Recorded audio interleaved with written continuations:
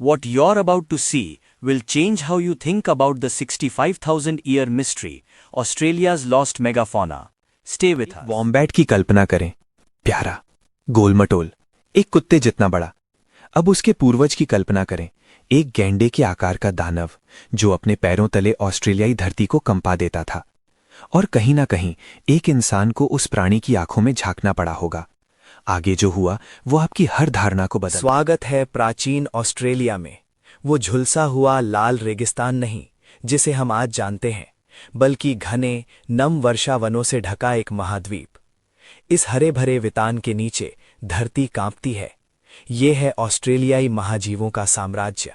असंभव। इस जंगल का निर्विवाद राजा है डिप्रोटोडॉन ऑप्टेटम। 4 मीटर लंबा ये विशालकाय शाकाहारी प्राणी एक जैविक बुलडोजर की तरह काम करता है। हर एक दिन ये अपने 12 इंच के विशाल कृंतक दांतों से 150 किलोग्राम वनस्पति चट कर जाता है। आज से 65,000 साल पहले इस महाद्वीप पर कदम रखने वाले किसी भी आदि मानव के लिए जीवित रहने का अर्थ था ऐसी धरती पर चलना जहां हर परछाई में एक दैत्य छिपा हो। कल्पना करें कि आप प्राचीन फर्न की झाड़ियों से झांकते हैं और एक ऐसे कंगारू से नजरें मिलती हैं जो उछल नहीं सकता। ये है प्रोकॉप्टोडॉन गोलियाथ। लगभग 9 फुट ऊंचा और 240 किलोग्राम के चौंका देने वाले वजन के साथ इसका विशाल भार इसे जमीन से बांधे रखता है। मैदानों पर छलांग लगाने की बजाय ये अपने 2 भारी पैरों पर धीरे धीरे आगे बढ़ता है। ये अपनी लंबी कांटेनुमा उंगलियों से पूरी शाखाएं तोड़कर खाता है। ये एक जाने पहचाने आकार में एक लेकिन इन प्रागैतिहासिक जीवों का असली दुस्वप्न जंगल की जमीन पर नहीं चरता। वो ऊपर वितान में प्रतीक्षा करता है, मौन, कुंडलित और एक ऐसे जैविक हथियार से लैस जो स्तनधारी इतिहास में और कहीं मिलिए थाइलाकोलियो कार्निफिक्स से मार्सुपियल शेर। 164 किलोग्राम में यह शुद्ध घातक मांसपेशियों का एक पुलिंदा है। अनुपात के हिसाब से अब तक खोजे गए किसी भी स्थलीय स्तनधारी शिकारी में सबसे शक्तिशाली दंश बल इसी का है। एक आधुनिक अफ्रीकी शेर पकड़ने के लिए पंजों का और मारने के लिए दांतों का उपयोग करता है। थाइलाकोलियो इस पूरी पटकथा को पलट देता है।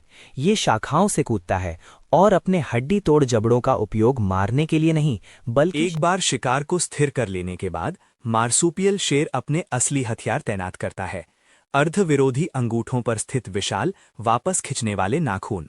एक ही भयानक झटके में ये अपने शिकार का पेट फाड़ देता है। ये एक घात लगाने वाला शिकारी है जो पूर्ण विनाश के लिए बना है। इस भूमि पर चलने वाले पहले मनुष्यों के लिए रात एक भयावह संगीत रही होगी। किसी टहनी का टूटना या पत्तों की सरसराहट, अचानक हिंसा। दशकों तक विज्ञान ने आगे की घटनाओं की एक बहुत निश्चित तस्वीर पेश की। ब्लिट्सक्रीग परिकल्पना ने तर्क दिया कि भालाधारी मनुष्यों ने महाद्वीप में तेजी से फैलकर इन भोले भाले दैत्यों का सफाया कर दिया। ये मानवीय वर्चस्व की एक सम्मोहक कहानी है, लेकिन पुरातात्विक अभिलेख एक बिल्कुल अलग, कहीं अधिक जटिल कहानी बताता है।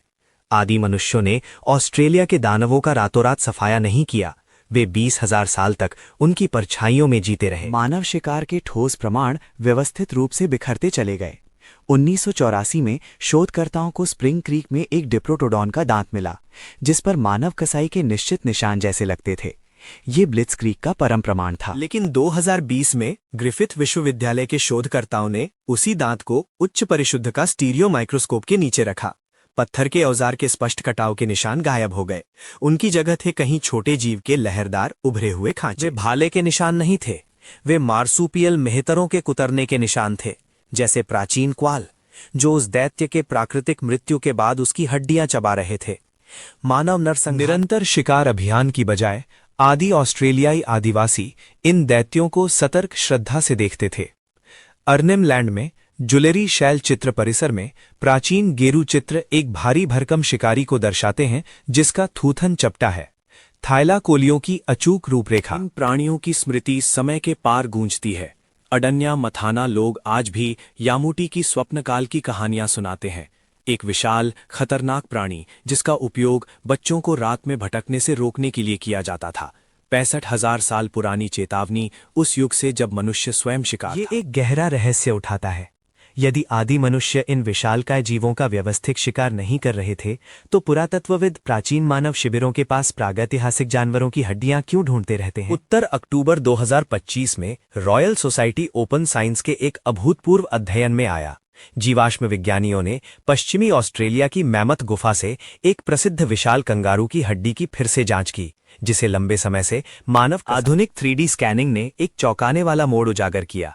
हड्डी पर कटाव के निशान वास्तव में मानव औजारों से बने थे, लेकिन वे जानवर की मृत्यु के बहुत बाद और उसकी हड्डियों के पत्थर बन जाने के बाद उकेरे गए। ये खुलासा इतिहास को फिर से लिखता है। आदि ऑस्ट्रेलियाई आदिवासी केवल शिकारी नहीं थे, वे दुनिया के पहले जीवाश्म विज्ञानी थे।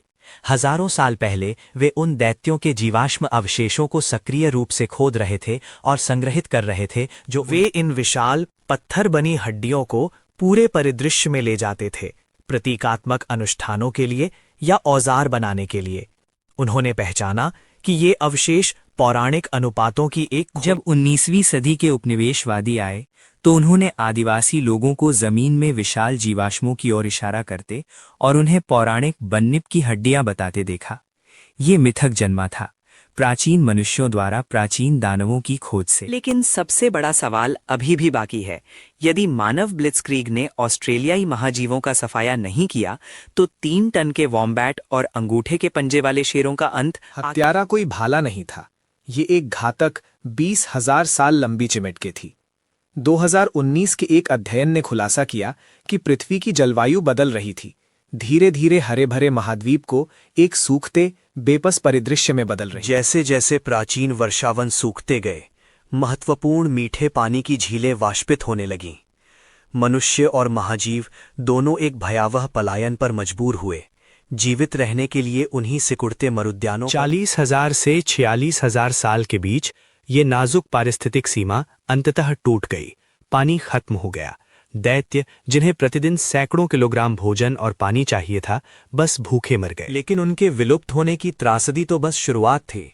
जब इन दैत्यों में से अंतिम धूल में ढह गया तो उन्होंने एक श्रृंखला प्रतिक्रिया शुरू की, जो महाद्वीप को स्थायी रूप से 2012 के एक अध्ययन ने क्वींसलैंड की तलहट कोर का विश्लेषण करते हुए एक विशेष गोबर कवक को ट्रैक किया, जो शाकाहारी प्राणियों के विशाल पाचन तंत्र पर निर्भर था। 41,000 साल पहले वो कवक भूवैज्ञानिक 3 टन के जैविक बुलडोजरों की सेनाओं के बिना, जो हर रोज हजारों टन वनस्पति खाती थीं, जंगल की जमीन दम घुटने लगी। मृत पत्तियां, छाल और अनखाई वनस्पति तेजी से जमा होने लगी। महाद्वीप सूखे ईंधन का एक टिकटिकता बम बन गया और फिर बिजली गिरी। महाजीवों के पतन के महज 1 सदी के भीतर चारकोल अभिलेख विशाल जंगली आगों में एक विनाशकारी अभूतपूर्व उछाल दर्शाते। एक सर्वनाशी आग प्राचीन ऑस्ट्रेलिया में फैल गई। आगे इतनी तेज और इतनी विशाल थीं कि उन्होंने महाद्वीप के मिश्रित वर्षावनों को जलाकर राख कर दिया, मिट्टी को पका दिया और जलवायु चक्र को। विशाल वॉम्बैटों के विलुप्त होने ने ऑस्ट्रेलिया में शाब्दिक रूप से आग लगा दी। वर्षावनों की राख से उठी अत्यंत ज्वलनशील शुष्क स्क्लेरोफिल वनस्पति और वो कठोर लाल आउटबैक। दानव मरे और अपने जाने में उन्होंने एक नई दुनिया गढ़ी। लेकिन प्रकृति शायद ही कभी पूर्ण निष्कर्षों में काम करती है। सभी दैत्य महानागों में नहीं मिटे, कुछ बचे रहे, बदलती परछाइयों में छिपते हुए। विलांड्रा झीलों में 700 किलोग्राम के ज़ाइगोमेट्यूरस के जीवाश्म साबित करते हैं कि वे 33,000 साल पहले तक जीवित थे। तस्मानिया एक अलग थलग किले की तरह काम करता था, जहां मार्सूपियल शेर हजारों। सबसे रोमांचक बात यह है कि विवादास्पद साक्ष्य बताते हैं कि गैंडे के आकार का डिप्रोटोडॉन शायद मात्र 7,000 साल पहले तक अस्तित्व में रहा हो। दैत्य भले ही जा चुके हों, लेकिन उनके भूत अभी भी ऑस्ट्रेलियाई आउटबैक की जलती लाल मिट्टी पर चलते हैं।